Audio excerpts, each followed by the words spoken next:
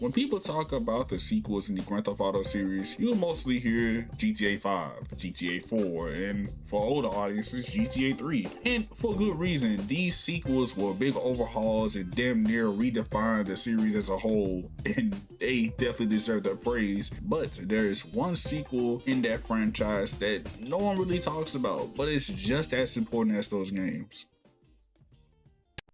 Ah yes, the final stop in the 2D era of GTA. And spoiler alert, I really enjoy this game, which is wild because I am not a fan of the top-down GTA entries at all. With GTA 2, this one takes the cake for me. Not just because of the quality of life changes, the gameplay, the mission structure, and just the overall freedom that the game gives you, but it introduces a new system mechanic that you will eventually see in one of the most beloved 3D Grand Theft Auto titles. And on top of that, it goes for a futuristic setting that was completely different from what the series has done before.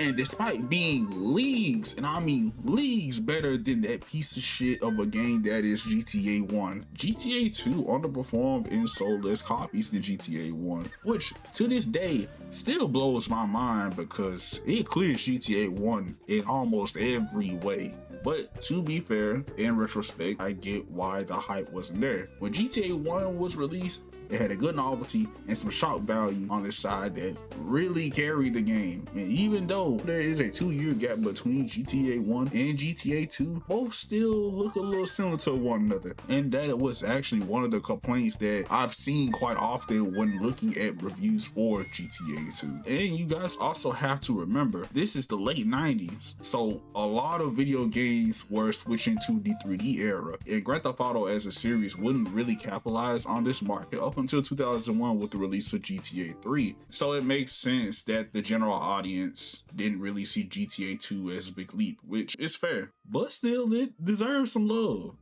After the success of GTA 1 in the London expansion, DMA Designs moved straight into developing GTA 2, and their goal wasn't to just reinvent the wheel for this sequel, but instead they wanted to refine the formula and fix issues that held the first game back. Which, fair point, because there's a lot of things that held that game back, but we got a whole video for that, don't we? That meant improving the engine, making the world feel more interactive, and giving players more freedom in how they approach the missions and the score target system, and just tweaking physics, gunplay, and driving mechanics along with fixing bugs and just overall making a better game. This was also during the time DMA really wanted to lean towards the criminal satire that we know GTA for today, so they really want to push more personality, more style, and for the first time in the series, they experimented with full motion video.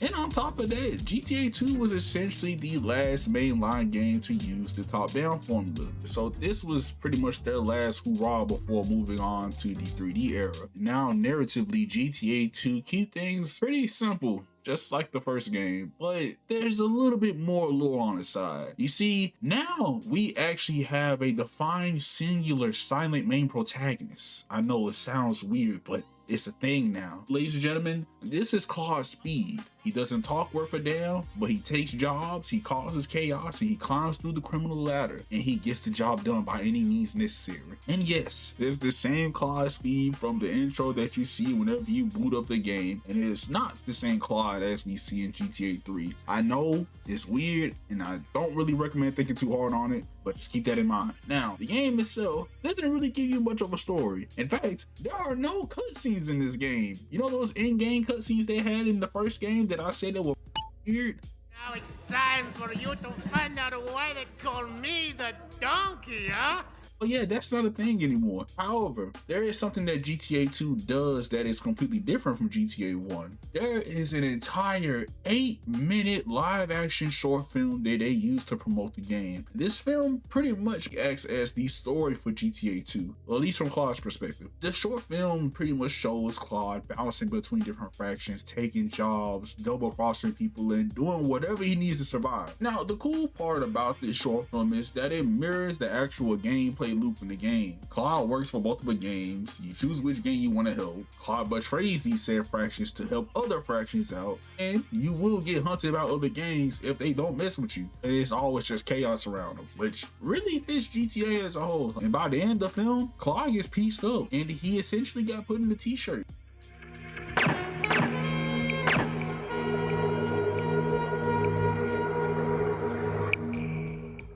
God, that is both a dramatic and awful way to go out.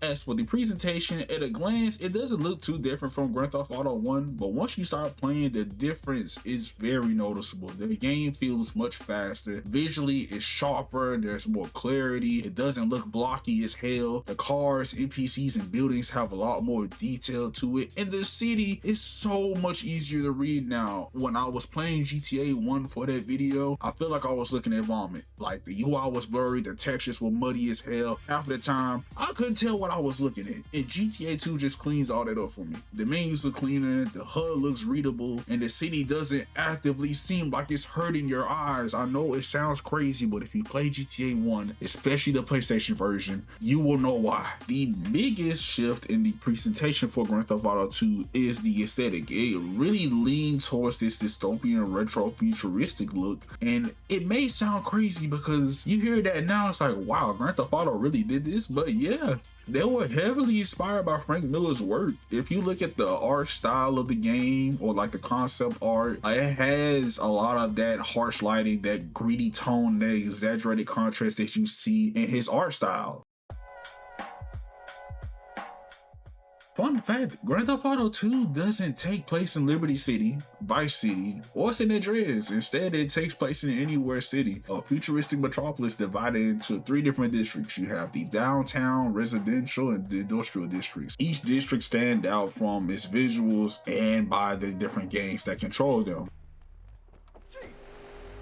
Why, yes, you did see that NPC just rob somebody in broad daylight. The NPCs in Grand Theft Auto 2 have a lot more behaviors and interactions than before. Now you have NPCs that straight up rob your pockets. Hell, you might even see certain gangs fire at other gangs, or yet gangs shooting at police officers, and citizens can even get chaotic when they get pushed hard enough, and honestly a lot more engaging. And the police system, huge upgrade. Mind you, the police in GTA 1 were already super aggressive, but the escalation process between level 1 to the level 6 wanted system, it's very noticeable. In that level 1 wanted status, they'll try to chase the player, but they'll do it real slow. You know, they'll try to arrest you rather than put you at gunpoint. However, they will shoot at you in the vehicle. Now level 2, they got the same behavior as level 1, but now they're sending more cops after you. And level 3, oh, they start performing roadblocks, and some of these officers will start having armor, and they will still try to arrest you, but they won't kill you. However, their movement speed will drastically increase. Now when we get to level 4, at this point, they introduce the SWAT team, and they will take you down. They'll straight up pull up on you with armored vehicles. They will have body armor. They're not trying to arrest you at this point. They just want to see you 10 feet under.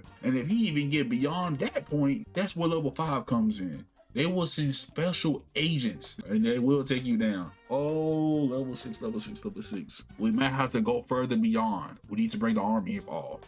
You will just mainly run to armored jeeps, vans, and occasionally you might see some tanks, and they will blow you up, and you just need to survive as much as you can at that point. The whole system is just fun and a lot more unpredictable than what it used to be. And the same goes for the gameplay. GTA 2 still keeps the top-down chaos from GTA 1, but it improves it in almost every way. The combat feels a lot more responsive, aiming is cleaner, and for once you can finally consistently hit your targets. Hell, there's even more weapon variety than before. You still had the 4 previous weapons from the first game, but now you have up to 10 weapons now with the introduction of dual pistols, a silenced Uzi that doesn't attract NPCs, police, or even gang members, shotgun, and even an electro gun that is really effective.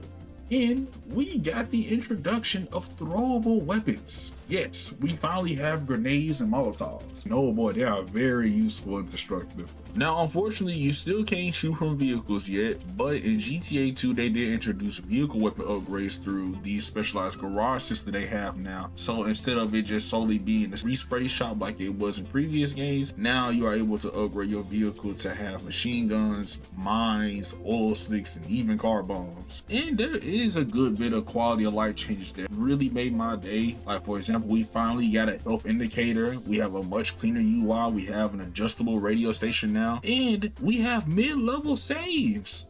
Unfortunately, for some reason they cost money. I think that's freaking stupid, but you know, it's okay. And we have a much better control scheme. Now, all of these are great additions, but there are two newer additions that really spiked up my enjoyment for the game. We have the reputation system, and then we have the new gameplay loop. The reputation system, one of the most underrated mechanics in the series. Every game has their own respect meter that can either rise and fall depending on what actions you take. If you get positive respect, you can unlock more missions and even protection. And if you get negative respect, it makes games hostile and a lot more dangerous towards you. This system, oh, it's so fun to tweak and mess around with because you can really decide what games you want to work for, what missions that you want to take, and overall how you want to progress throughout the game. Green payphones are made for easy missions. You got yellow for the medium difficulty, and then you got red for the hard difficulty. And the higher the difficulty is, the bigger rewards that you get out of it. And the thing is, you could just stick with one game, or you can bounce through multiple games, or you can betray another game being played through, or just ignore the mission structure system completely and just cause chaos and get your points from there and beat the game. There's literally no wrong way to play the game, and that's one thing I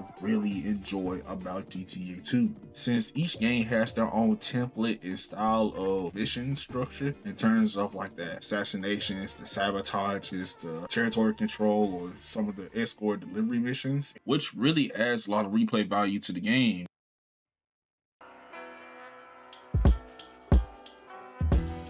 To me, this game built a much better foundation compared to the first game, and I feel like a lot of these elements is what eventually led to some of the ideas that led to Grand Theft Auto 3. Even though the narrative is non-existent, the graphics were kind of whatever, and you to this day still need a map in order to go through this game, and the whole aspect of saving the game costing money, I don't know what they would think with that. That was not a smart move.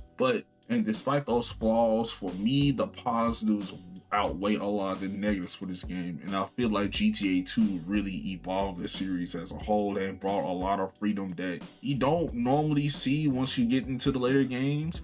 But overall, it was a great end to the 2D era.